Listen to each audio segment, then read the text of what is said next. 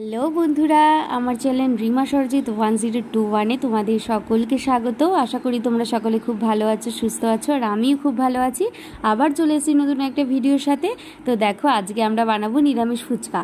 যেহেতু আজকে আমাদের বাড়িতে ঠাকুমা আসছেন, আর ঠাকুমা নিরামিষ ছাড়া খান না, আর ভগবান শ্রীকৃষ্ণের কাছে অর্পণ না করে খান না, এই জন্য আজকে আমরা নিরামিষ ফুচকা বানাতে এসেছি।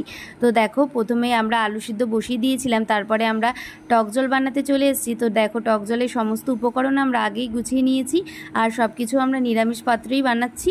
দেখো, খুব সুন্দর করে আমরা সব কিছু তৈরি করছি, যাতে ভগবানের কাছে সুন্দরভাবে আমরা অর্পণ করতে পারি। তারপর তোমরা বলো, কারা কারা ফুচকা খেতে ভালোবাসো, আর কারা কারা বাড়িতে ফুচকা বানিয়ে খেতে বেশি পছন্দ করো, সেটা কমেন্ট করে অবশ্যই জানিও।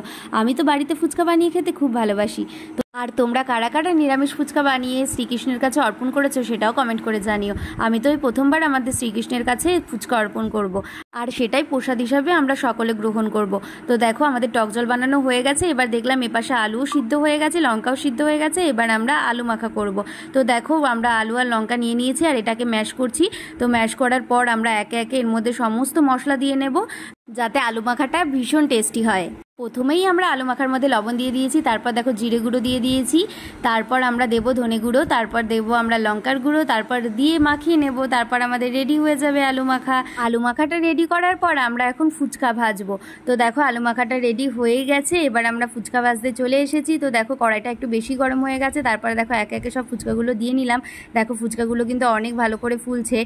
তো এই ফুচকাগুলো খেতে কারা কারা পছন্দ করো, সেটা কমেন্ট করে অবশ্যই জানিও। আর কারা কারা নিরামিষ ফুচকা বানিয়েছো, সেটাও অবশ্যই কমেন্ট করে জানাতে ভুলো না।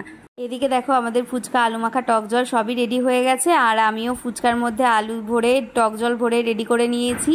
তারপর এবার দেব আমরা ভগবানের কাছে অর্পণ করব।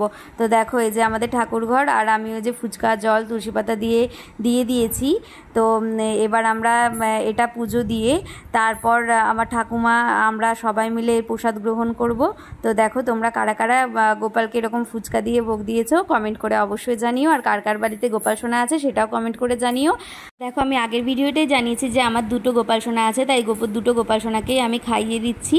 তো দেখো কি সুন্দর লাগছে আমার গোপাল সোনাকে। তো আমাদের গাছে আজকে অনেকটাই ফুল ফুটেছিল, যেহেতু সকাল সকাল আগেই পুজো দেওয়া হয়ে গেছে, তাই ফুলগুলো অনেকটা শুকিয়ে গেছে। তারপর দেখো, আমরা ফুচকা ভোগ দিয়ে দিয়েছি। আর তোমরা যদি আমাদের ঠাকুর ঘরের ব্লগ দেখতে চাও, তো অবশ্যই কমেন্ট করে জানিও। তাহলে একদিন তোমাদেরকে আমার পুরো ঠাকুর ঘরটা ঘুরিয়ে দেখাবো। এরপর পুজো দেওয়ার পর আমরা সবাই তো প্রসাদের জন্য বসেছিলাম। তারপর আমাদের ঠাকুমা আমাদেরকে এই যে প্রসাদ দিয়ে দিল। দেখো কি সুন্দর করে সাজিয়ে আমাদেরকে প্রসাদ দিয়েছে। আজকের ভিডিওটা এখানে শেষ করছি। টাটা।